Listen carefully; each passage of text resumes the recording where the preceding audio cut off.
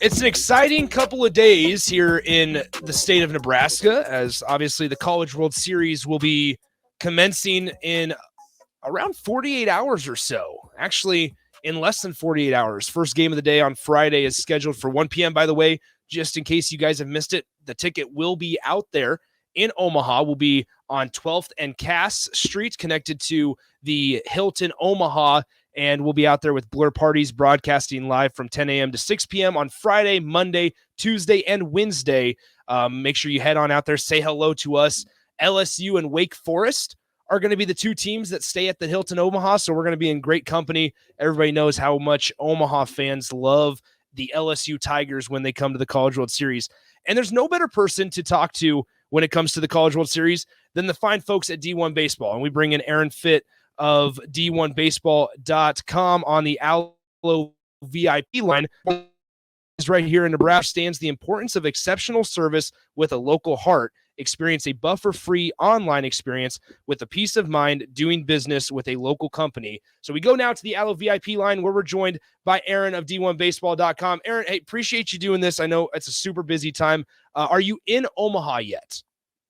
I am not yet, but looking forward to it. It's always big week coming up here. So, Aaron, I guess we'll start with a little bit of Nebraska flavor. They hire Mike Sirianni from Wichita State. He was their assistant coach and recruiting coordinator with the Wichita State baseball team. Nebraska now makes the hire. They've gotten a couple pitchers in terms of Gavin Blackowitz, who used to be a Wichita State commit, and now they've gotten the younger brother of Tampa Bay Rays reliever Grant Clevenger, to come join Nebraska. What do you know about Mike Sirianni? What can you tell Husker fans about Sirianni, the baseball coach?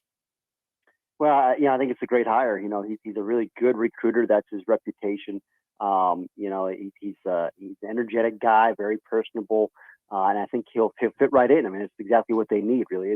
He knows the region really well. He's got a lot of ties, and I think he'll fit in seamlessly in that coaching staff. I think it's a really strong addition. You throw in, Rob Childress, of course, moving into a full-time coaching role. That's pretty exciting as well. So I love the makeup of that coaching staff right now. And it feels like, this Nebraska program, everyone was very excited about it just a couple years ago when they, gave Arkansas all they could handle in that regional. And I think they're going to continue to be a major factor in the Big Ten. I really believe it's a program to buy stock in moving forward with the way this coaching staff is constructed. We're talking to Aaron Fitt of D1 Baseball, co-editor and national writer for the folks over at D1Baseball.com. And I guess, Aaron, I always enjoy asking people that know a lot more about college baseball than I do the question of how much margin for error is there in the Big Ten Conference? Because as somebody that covers it on a national landscape, SEC is always going to take precedence, and understandably so, right? They have the best talent, and we see it when it comes to Omaha. But then you have the ACC and the Big 12 that are kind of fighting for that second place. And then it's unfortunately the lowly Big 10. I mean, there's just not much margin for error when you're in the Big 10 Conference. No, there's not. You're right. And the reality is the weather is just, it's the elephant in the room. I mean, it's a summertime sport that we started in mid-February. I think we all know that. And Big Ten has made some efforts over the years to try to change that, to push it back, and it just hasn't gained any traction. So we're stuck with that. And that is going to always put, cold weather teams at a disadvantage because you got to play on the road for the first however many weeks of the season, 4, 6, depending on where you are.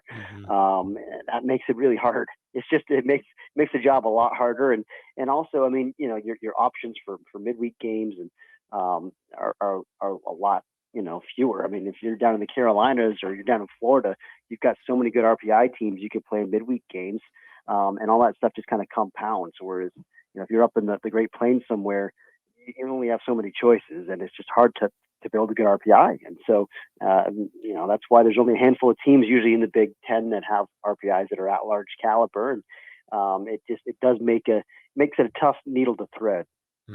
We're talking to Aaron Fitt of D1Baseball.com, and now turning our attention to the College World Series that starts just in less than 2 days in Omaha. Looking at these 8 teams, this is a really, really exciting field. You have a loaded bracket number 2, and then kind of an interesting bracket 1 as well with teams like Oral Roberts and obviously the other 3 with TCU, Virginia, and Florida. Yeah, it's really an exciting star-studded field here. I mean, you've got a bunch of teams that have pedigree. I mean, I like to look back at the preseason rankings because it just shows you, how these teams were regarded based on pure talent heading into the season. And just on, one side of the bracket, we've got preseason number 1 LSU, we've got preseason number 2 Tennessee, we've got number 3 Stanford, and number 6 Wake Forest. I mean, and then on the other side, of course, you got 3 more top 25 teams in the preseason, and Florida was number 7. I mean, it's there's a lot of high-end talent here. Oral Roberts is the one team that doesn't have as much pedigree, but we saw how good they are, in the postseason at this point. They have real talent.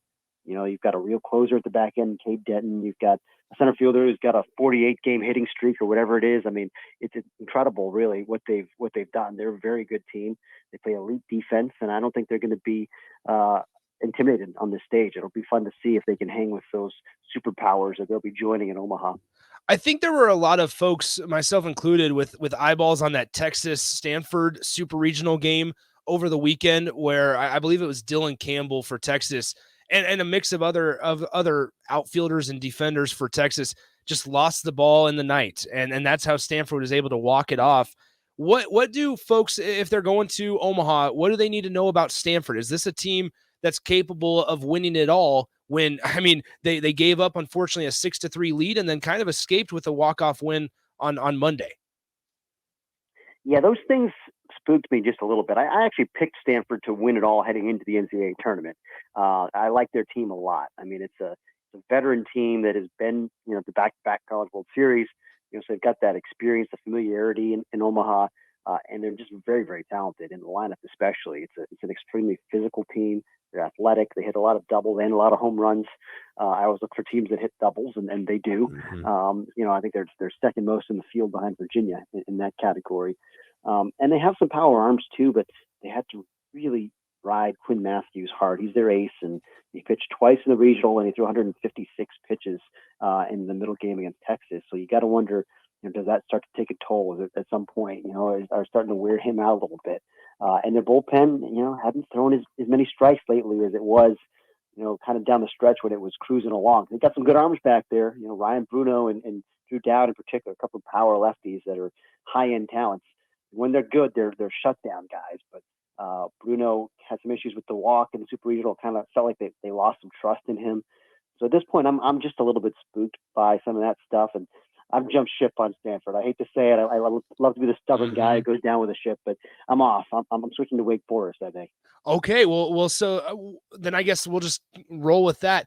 Why Wake Forest? I know they have sensational power. They hit a lot of home runs. They've crossed the century mark in how many home runs they've hit this season. Outside of them just being the number 1 overall seed in this thing, why Wake Forest? Yeah, they're just the best team in the country, really, and they have been in it all year long, and it's not really close. I mean, and the biggest reason for that is actually because of their pitching staff. As much as they hit a bunch of home runs, they're second in the country in home runs. That's nice, but I think their pitching travels. I mean, they lead the nation in ERA by nearly a full run, and they do it playing all their games in a notorious launching pad. I mean, it's really a bandbox, and so the fact that their ERA and all their pitching numbers are absurd. I mean, they strike out more than anybody else. They walk fewer than anybody else. They allow fewer hits. I mean, it's an incredible pitching staff. It's a great rotation with really 4 guys that they could start if they need to, and it's a great bullpen. It's probably the best rotation in the country and the best bullpen in the country, and so that's the biggest reason. I mean, there's not any flaw on this team. They play very good defense. Second highest fielding percentage in this field of 8, behind only Oral Roberts. They're a balanced offense that has power, but also can beat you other ways. I think they're just a very complete team. I love their makeup, their personalities, their heart. They've shown me a lot on the road to Omaha, just dominating everybody, but also winning a close game when they had to against Alabama 5-4. So, the best team doesn't usually win. We've seen that. The number 1 seed has only won it one time since the field expanded, and that was in 1999. And it hasn't happened since. And maybe it'll happen this year, but right now I've seen nothing from Wake Forest convince me that they're not the team to beat here. We're talking to Aaron Fitt, a national writer for D1Baseball.com. And Aaron, you said a couple things that kind of stood out to me the last couple answers. One of them was that you gravitate towards teams that hit doubles, right, over home runs. And then you said pitching travels. And when you look at how the College World Series has changed. Obviously, the venue being the biggest one. How important are those two things in when you get into the home stretch here in the College World Series? Number one, that your pitching travels, and number two, that you're able to manufacture runs other than hitting the long ball. Yeah, and I'll tell you this. I think Rob Anderson from Creighton, who keeps a lot of stats for the NCAA and the College World Series, he tweeted out something very interesting the other day, and it was Wake Forest had 9 home runs in that Super Regional clinch against Alabama. I think there were 13 home runs total in that game. Wow. There's never been a game ever at this ballpark in Omaha, Charles Schwab Field, where the two teams have combined to hit more than 4 home runs. And then that's in over 500 games, counting the College World Series, and all the other games have been played there. Never seen more than 4 in a game. So I mean, if you're going to build your offense around hitting a bunch of homers, it's just even in this era with the balls flying everywhere and we're seeing more home runs than ever, it's not gonna happen. It's not gonna be a winning formula for you in Omaha because of the wind. I mean, just the wind is what it is. You hit balls up in the air and they just kind of balloon and they hang up in the gaps and they get caught. So you got to hit hard line drives. That's the ticket in this ballpark. And that's why one reason I like Virginia on the other side of the bracket is they lead the country in doubles. It's just a very athletic, physical team that reminds me a lot of that 2012 Arizona team that won it all. Just lots of doubles and triples, and they drive the gaps and they patrol the gaps. And I think that's kind of the winning formula. And you got to throw strikes, minimize free bases. You got to play strong defense on the infield dirt. Those are all things that he does really well also. Last one, or we have a couple more before we go and let you go. We're talking to Aaron Fitt of D1Baseball.com. And I guess last College World Series question. Everybody loves the Cinderella, if you will. And folks know that Oral Roberts is only the third 4 seed to make it, Fresno State in 2008, and then Stony Brook in 2012, if I remember correctly, and now Oral Roberts. Is there any chance that Oral Roberts, finds himself playing in the championship series? Yeah, sure. I think so. I mean, I'm not going to pick them, but yeah. I think they're definitely good enough. They play great defense, which is one thing that we love. They actually pitch pretty well too. I mean, you've got maybe the best closer in the whole field in Cade Denton at the back, who's, if they can get the lead to that guy, in the 7th inning, they got a pretty darn good chance because it's 96-97 from a tough slot with life and a great slider, and it's game over, So they've actually got a pretty good rotation. They didn't pitch as well in the Super Regional, so those 3 guys, I think that's a big key. If they can get some more length out of their starters, get off to a better start, and maybe get into the middle innings with a lead, then they got a real chance to make some noise here. So I think they're a good club, and I think they showed us a lot of heart coming back in Oregon in that Super Regional, and they were pretty dominant in the regional and in Stillwater against some very good teams down there. So yeah, they're going to be a factor. I mean, if they play well, look out, they could definitely get there. We're talking to Aaron Fitt of D1Baseball.com, and Aaron, last one before we let you go. Once again, appreciate it a ton for you taking the time to do this on a really busy week for you guys over there at D1 Baseball. But in a wild season for Alabama, right? If Brad Bohannon ends up getting fired after the whole gambling incident, then they have an interim head coach that takes them to a Super Regional. And then then the interim doesn't get it, and they go with Rob Vaughn from Maryland. Talk about this hire, because obviously Maryland was the best team in the Big Ten Conference this year. Yeah, and last year too, really. I mean, they've really been kind of the class of the league the last couple of years. And he's a superstar, and we all knew he was a superstar 10 years ago, and he was 25 years old, and he was still just kind of getting his start in the industry. People would say, hey, this is the guy, he's going to be a real dude. And now he's 35, and he's been to, he's done a couple of really big things at Maryland, hosted a regional for the first time ever up there. They were very good this year. He's a home run hire. And, I was kind of rooting for Jason Jackson to keep that job, because I think he's a class act, and he did an incredible job as interim head coach for Alabama. But he's staying on as a pitching coach, and I think he's perfectly comfortable in that role. He's kind of a low-key guy. He's not looking to necessarily be the guy out front. And so that might be a really, really good combination to have those two guys working together. All right, Aaron, just kind of an off-the-wall question. As somebody that's been to Omaha a plethora of times, do you have a favorite spot? Well, I feel like it's a cliche because we talked about it so much, but it's the Drover. Okay. That's our spot. We make multiple pilgrimages to the Drover every year, get the whiskey fillet and the world famous salad bar That's the spot for us. Perfect. Hey, Aaron, appreciate it a ton. Thanks for taking the time out of the day and the busy week, and have a safe travel to Omaha. We'll talk to you soon. All right, you got it. That is Aaron Fitt, a national writer and co-editor for D1Baseball.com.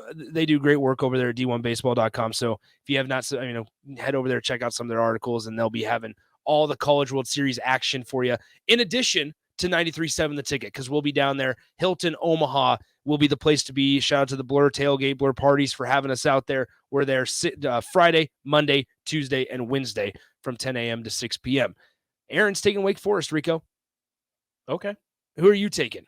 I wanted to ask him, but I didn't want to ask him just because it's not like a dark horse or anything, but it's just a team that everybody's excited for, but nobody seems to be picking LSU. And I know they were like a preseason number one, but for whatever reason, not a lot of people are picking. People are going with Wake Forest. Yeah. Tennessee's a pretty nice, pretty popular pick, I've noticed for some reason. And Virginia, also another one. Well, so what's interesting about LSU, and by the way, if you are making your way to the ballpark, and it happens to be for an LSU game, they have a guy, Dylan Cruz. He's an outfielder for LSU, probably going to be the number one overall pick. More than likely. At the age of 21, he's 6'1", 203 pounds. But that LSU team is loaded. Was National Freshman of the Year in 2021, so he's just a junior right now. But as I mentioned, he's going to go to the Major League Baseball draft. Should have asked Aaron about Dylan Cruz, but this season for LSU, hitting .433 with a .570 on-base percentage and a slugging percentage of .732. .433 is just ridiculous. He has 17 home runs and 64 RBIs. He's walked 61 times and stolen 6 bases. I would also walk you look at his career also. He's going to get on base regardless. You look at his career over 3 seasons at LSU, has never hit below 349. And he has never had fewer than 17 home runs in a season. Just the everyday outfielder, obviously, for LSU. And so I believe he hits leadoff also for the Tigers. So that's a guy definitely you want to kind of keep tabs on. If a guy's hitting 400, I'd also have him lead off. Yeah, might as well. So once again, thanks to Aaron Fitt of D1Baseball.com. If you missed the interview or you want to go back and listen to the conversation again, you can always download our podcast at theticketfm.com and let us know your picks. Who are you taking to win the entire thing? College World Series starts in less than 48 hours. I believe it's TCU and Oral Roberts get us going at 1 p.m. on Friday. So hope you guys can come on out, say hello, and hang out with us. Once again, thanks to Aaron for joining us on the Allo VIP line. For 20 years, Allo has been disrupting the telecom game, providing meaningful connections, supporting businesses, and future-proofing communities. Switch to a reliable and buffer-free provider today at allofiber.com. We'll be right back to close out the happy hour on a Wednesday right here, 93.7 The Ticket.